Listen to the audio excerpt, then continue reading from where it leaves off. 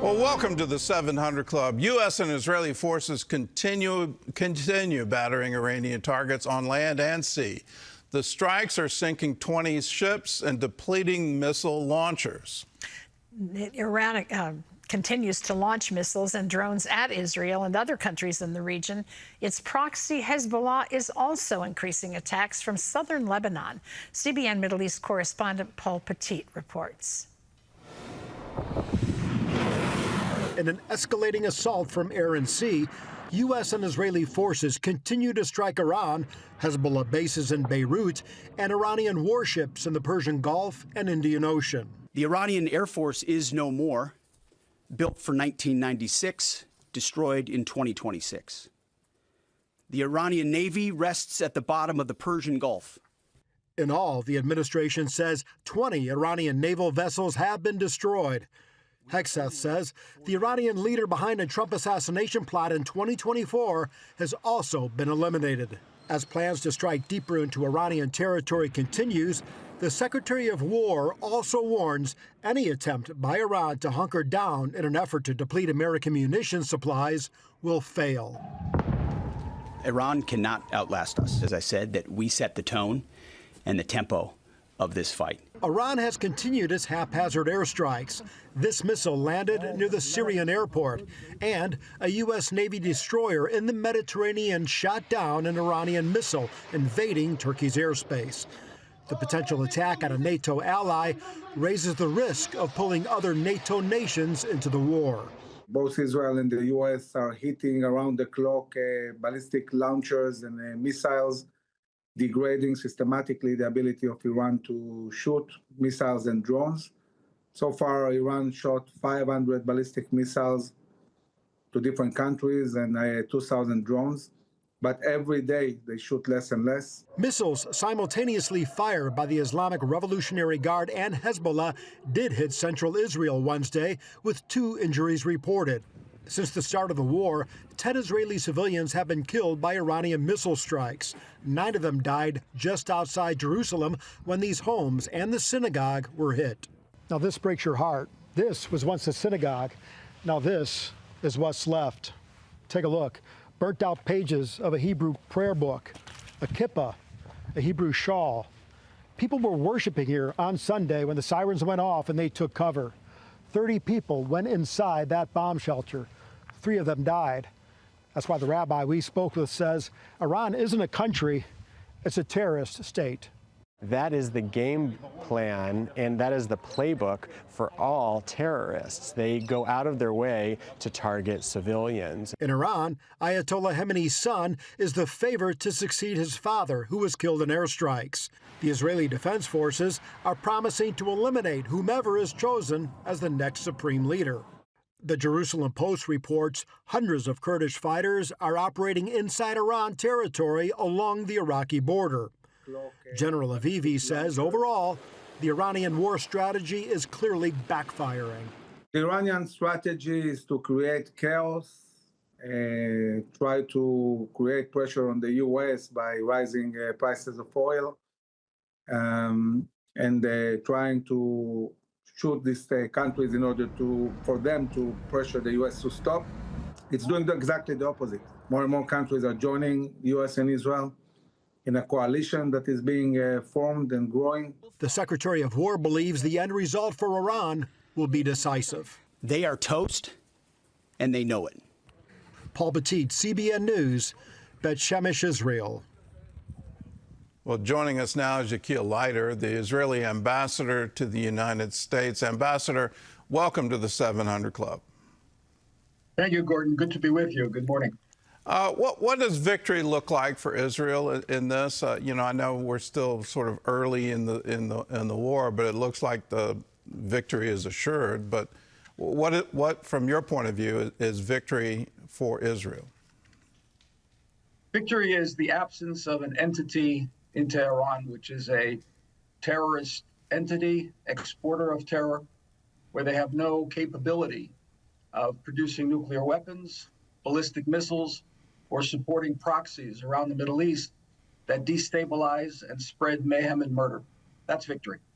Well, after the June attack, I said the real target and the real weapon of war here is the state itself. It's not their nuclear ambition or those facilities that were struck. It's them. They're the architect of Hezbollah, of Hamas, of the Houthis, and until they're removed, you're not ever going to see peace in the Middle East. So, in terms of that victory, is it needed to have boots on the ground, and if so, is Israel prepared to do that?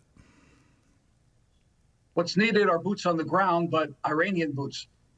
Look, this is very different than Iraq or Afghanistan or really any other war that's taken place over the past decades. The Iranian people want change. 80% of the Iranian people don't identify with this regime. And they're rising up. I mean, we saw what they did last month. Tens of thousands were willing to give their lives for freedom. So boots on the ground will be there, but they're going to come from the Iranian people themselves. Yeah, there are many minorities that have had the boot of the Ayatollahs on their necks now for 47 years, and they're ready to rise up and take charge. And what we need is to move into a phase of a transitional government that will be comprised of the various opposition parties, the various minorities, until they can actually move the country into free and open elections, let's say, in a year's time or so. But the first part of this objective is to bring this regime down. It's regime collapse, not regime change at this point, but regime collapse. Because you can't have Ayatollahs. These people are believers. They believe that everyone across the globe has to come under the boot of their brand of Islam. This is not Venezuela. It's not a bunch of thugs that are selling drugs. These are people who believe that you and I have to change our belief, and if we don't, we have to be subservient to them.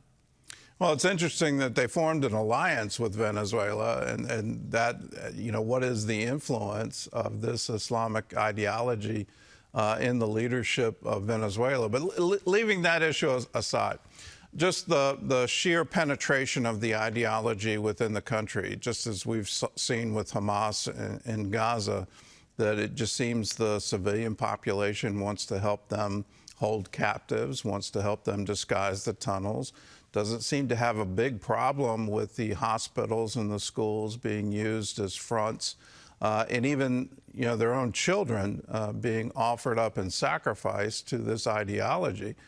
How deep does it go? I'm hearing reports there are over 2,000 Republican Guard generals.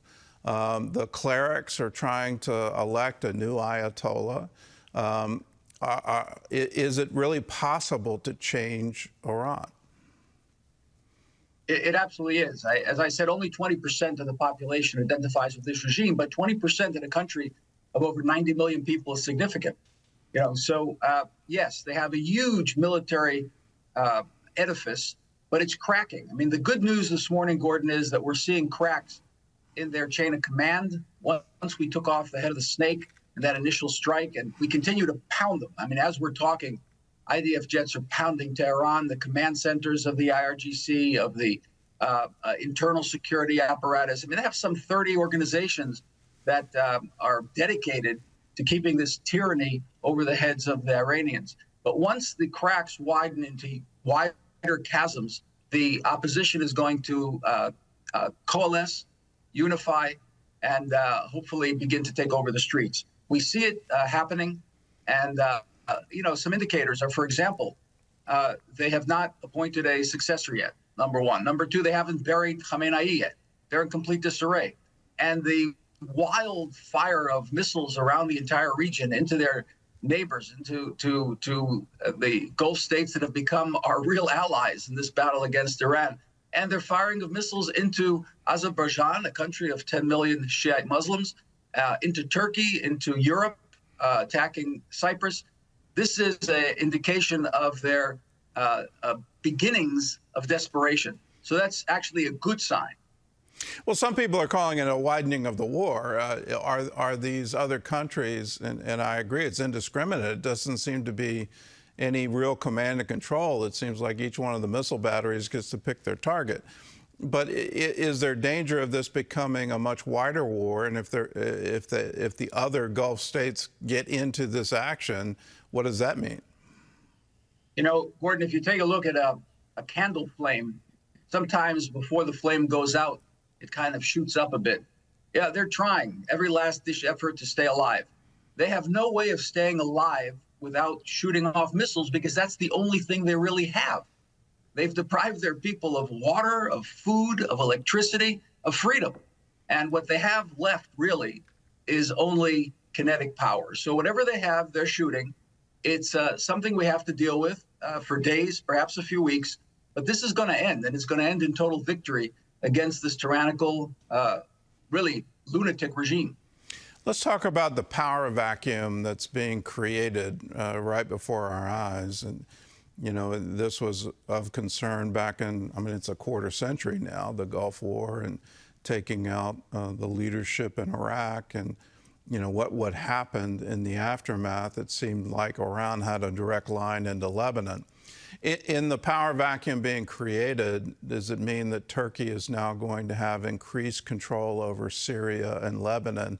And that has to be of concern to Israel. Well, certainly the rhetoric coming out of Erdogan in Turkey is of concern to us. But remember, Turkey has been the recipient as well of this extremism. They were hit with missiles as well. So I think there's a lesson to be learned throughout the Middle East that this kind of fundamentalist extremism, this Islamism, which wants everyone under the boot of a particular brand of Islam, is being defeated. You're absolutely right that, you know, they had control for the most part over Lebanon, for example, through the Hezbollah. Hezbollah has chosen to join this war. Unfortunately, we've made clear messages. We've sent clear messages to Beirut that they have to begin to do everything, really do everything possible to curb Hezbollah. We're not going to tolerate it. We don't want to destroy Lebanon, but we're not going to tolerate missiles raining down on our heads from Hezbollah. They also have intentions of sending their Red One force, which is kind of their, you know, commandos who have been trained actually in Iran to our border to try to penetrate like Hamas did on October 7th. We're not going to let that happen. So we're putting a lot of pressure on the Beirut government to come to terms with the fact that they have to take on Hezbollah, not in words, but actually in action. So they've begun this morning. They've revoked visas for IRGC members sitting in Beirut. They need to close down that embassy, the Iranian embassy, which is used as a command center for terrorist activity in Lebanon, and they need to throw out the IRGC members. Is it possible for them for the Lebanese government to reform? It seems that Hezbollah is just so embedded in their thought process and their decision, in their membership. I'm old enough to remember my very first trip to Lebanon. It was all the way back in 1969, so I'm kind of an old guy over here. And it was the jewel of the Mediterranean. It was the example of how a state can exist where Jews and Christians and Muslims and Druze and none of the above can all come together and have a very prosperous and wonderful place to live. Can we see that come to be again? Gordon, we absolutely can see it come to fruition. You know, you look all over the world in different areas of the globe, and you've got Jews and Lebanese Christians and Druze Lebanese in business together, actually creating a beautiful future for themselves, their communities, their families. There's no reason why that can't be the same situation between our two countries. The vast majority of Lebanese want peace.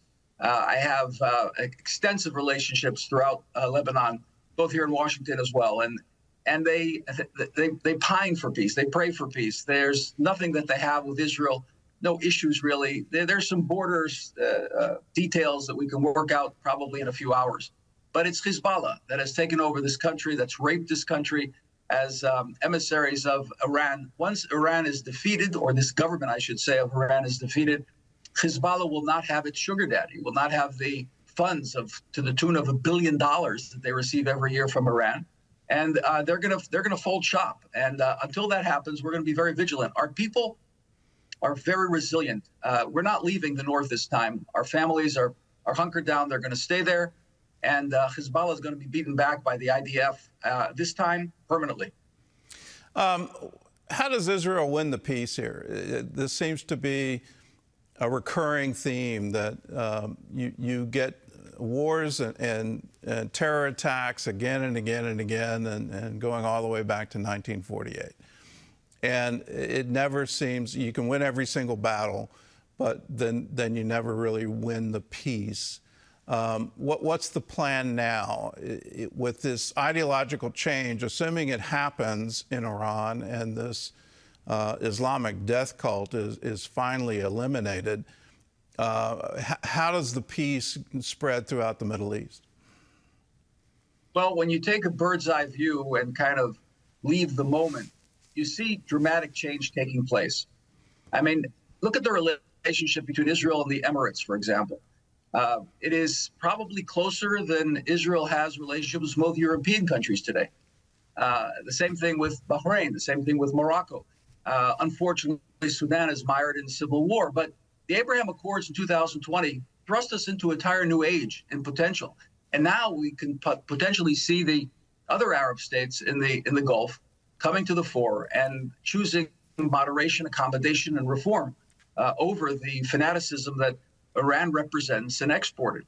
So I think that we can move into a new era of Abraham Accords 2.0 when this war is over. And, you know, it's really important for the American people to understand that the potential here for regional cooperation and peace throughout the Middle East gives the United States an opportunity to move its assets, its footprint, military footprint, in the Middle East to the Far East, where it's needed more to ensure that China doesn't become a regional hegemon and threaten the United States. So this has a link to a much, much bigger picture. And the bigger picture sees regional cooperation between Israel and the Gulf states, peace in the region, stability, and a free flow of oil and gas, which is necessary for the entire world's economy. And I think there's a lot of promise. We just have to pick our heads up above the turrets right now, because war is difficult. You know, Gordon, I know personally how difficult war is. I lost my oldest son in battle in Gaza, and nobody wants to see war. Nobody wants to see families get that knock on the door. But there are things we have to do for the future of humanity. And this really is a battle for the future of humanity, because if we don't stop these lunatics in Tehran that are shooting ballistic missiles into their neighbors as if they're, I don't know, flying kites. Tomorrow, they're going to outfit these ballistic missiles with nuclear warheads. And imagine all of these missiles that they fired into Cyprus, into Turkey, into the Emirates, into Bahrain, into Saudi Arabia, and into Israel will be outfitted with nuclear warheads. This is what they're pining to do. This is what they plan to do. If we didn't hit them this week, in several months, they would be in an underground facility pairing enriched uranium with the ability to deliver it on warheads. I mean, why do you build a facility so deep underground that even B-2s can't get to it? That was the direction they took after Rising Lion and Midnight Hammer in June. And the President of the United States warned them. They said, after that operation, after Midnight Hammer, don't pursue nuclear weapons. And what they did was just the reverse. They pursued nuclear weapons to the point where even B-2s would not be able to attack. And that's why this was so important to do now. That's why it was so imminent. And thank God we have a leadership in the United States, which is the leader of the free world and the insurer of the free world. We're junior partners here, but we're privileged to be partners with the United States right now. Well, they opened the negotiations and supposedly the peace negotiations with a declaration of how much enriched uranium they had. And anyone who has any kind of physics background, they were a week away from developing 11 nuclear bombs. They had enough material to do that. And that's why the president said, no, you're not going to do that on my watch. Back to the 10,000-foot view, the longer view, is there concern, and I'm concerned, that Spain and France are not joining in on this, and it seems to be because they have a significant Muslim population. I'm concerned that a potential candidate for the presidency of the United States is now calling Israel an apartheid state. That seems to be part of the Democrat primary process, that how distant can you get from Israel in order to win that primary. I'm hearing it also within conservative circles in the United States. As we win the battle militarily, are we losing the ideological battle at the same time? It's an ideological challenge. I don't think we're losing the battle. I think what we're hearing are the voices of extremists on both sides. I spend 2 days a week on the Hill. I divide my time between Republicans and Democrats, and I can tell you that the majority of the American people are rock solid in this partnership with Israel. They see our two armies, the most powerful air forces in the world, the most experienced and most able, flying side by side. I'd say shoulder to shoulder, but it's more like wing to wing.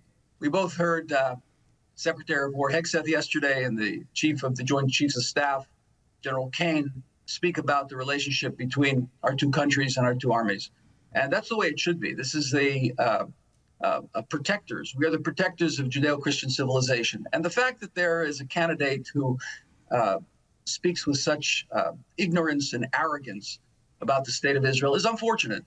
But look, he can repent and take it back once he learns a bit about the state of Israel. You know, to infer that an apartheid state. You know, we had an Arab Christian judge on the Supreme Court who sent the Jewish president of the country to jail. That's not exactly an apartheid state. Let them come to our universities and see Muslim, Christians, and Jews studying side by side to become pharmacists and doctors. You know, my son, who I lost, was an MD, and the first year he couldn't get in because of quotas to assure that our Muslim population would have a fair share at studying medicine. So let nobody besmirch the state of Israel, calling us all sorts of names. It's become popular over the past 2 years or so. You know, France, of all countries, after the gross murderous regimes that they propped up in Africa for so many years, the slaughters of so many innocent Africans, and they're lecturing to us about how to conduct the war. They should be ashamed. Macron should be ashamed of himself. He will be. And certainly Spain was leading this effort in Europe to demonize and delegitimize the state of Israel. It'll change. It'll blow back. It'll come to haunt them. And in the meantime, we're going to pursue this brilliant relationship that we have with our senior partner, our older brother in the United States. And we're going to move to protect even those countries that are now besmirching our efforts to make the world a safer place. Well, we stand with you in this, and it's interesting you referenced Defender of the Faith. That is an old title, going all the way back to Charles the Hammer Martel and Charlemagne. And the reason they had that title was the Muslim invasion coming in from Spain, the Battle of Tours, the sack of Burgundy, these historical things that I think most Americans aren't aware of that history at all. But it's interesting to hear you say that. Once again, we're called on to defend our civilization, and we need to recognize that's exactly what we're doing. This is not just a physical battle, it's a spiritual battle, it's an ideological battle. What kind of future do we want for our children and our grandchildren? Ambassador, thank you for your sacrifice. We mourn with you for your son. May his memory be forever a blessing to you, and may it give you the steely resolve that we all need in order to finish this task. His sacrifice should always be remembered. I appreciate that very much. Thank you very much. Have a good day. Thank you for being with us. Well, the Christian nation of Armenia borders Iran, and it's preparing for a flood of refugees. Iranians began crossing the border after last June's attack on Iran's nuclear facilities. CBN's Operation Blessing has been at work bringing them physical relief and sharing the love of God. Dale Hurd reports that some of them are having dreams of Jesus. Having already been well positioned in Armenia since 2009, Operation Blessing has developed a network of churches and ministries, preparing to provide emergency food, shelter, and medical aid to Iranians like Miriam. That night when we arrived, we didn't have any place to stay, and we stayed on the streets. When we went to a UN refugee station for help, we were turned away. Then someone told us about Operation Blessing, and when we came, people were eager to help us. Nelly, a former Iranian Muslim who also escaped to Armenia last year after Operation Midnight Hammer, accepted Christ after having a dream, and now wants to reach her nation with the gospel. I asked God, why did you create me? And God gave me a dream. About 6 months later, one of my friends gave me the New Testament.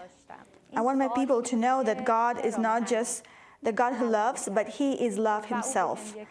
So as I start growing in my faith and walking with God, I also recognize that He is a Father, and I started to know Him as Father. And it was something very wonderful to me because I never thought about God in that sense. So when I left Iran, I really didn't know where would I stay, who would take care of me, where should I go. And when I ended up in this different country than mine, God has provided everything. Missionary Jacob Persley said the resources Operation Blessing can provide could prove to be critical. We've been planning since 2019 for something like this.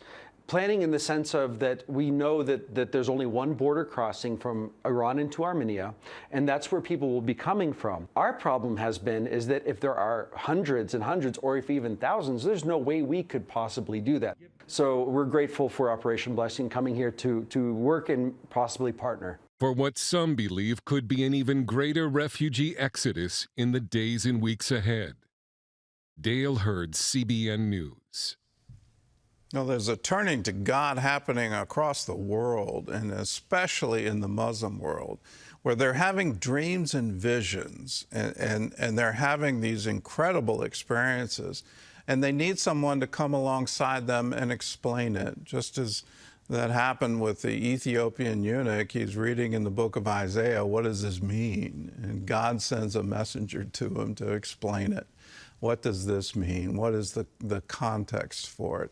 We want to be there for them to let them know the stories of the Bible, let them know the whole prophecies of a Messiah, how Jesus fulfilled those and is going to fulfill them very soon.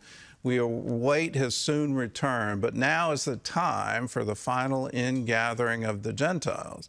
That's what the Apostle Paul wrote about in the book of Romans.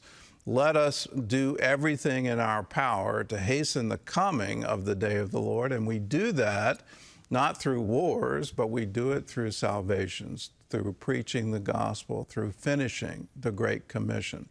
So be a part of it. And it's a lot of different ways you can. You can support Heart for Iran. You can also support Operation Blessing, that disaster relief fund, as we prepare not just for the refugees crossing the border into Armenia, but we prepare for that day where we can go directly into Iran. You can be a part. Call us, 1-800-700-7000. You can go to cbn.com. There's a place on the webpage where you can give and designate that gift to the Operation Blessing Disaster Relief Fund. We have a special landing page that just launched today, a new text landing page with a special number. So text OBDR to 51555, and that will send you to a link for a giving page, and your gift will be designated into that disaster relief fund. Armenia is first on our minds right now. Let's get prepared and get supplied there, and then prepare for the day where we can finally go into Iran and help that traumatized population. Heart for Iran has seen over 600,000 phone calls. The vast majority are people who are incredibly traumatized by what this regime has done to them. And there's now more than 1 million Christians in Iran. The number one way they've come to Christ is through satellite television, through Christians saying, we want to preach the gospel and do that even in restricted access countries. We have secure lines coming out. We have a distributed prayer center where Farsi speakers are on the other end of that line. They can talk to them in their heart language. You can be a part of helping Heart for Iran as well if you want to preach the gospel to the Iranian people. They need good news right now, and we're up and running on that satellite. They can receive this message today. So if you want to be a part, again, go to cbn.com/Iran, or you can call us and say, I want to give to Heart for Iran. 1-800-700-7000.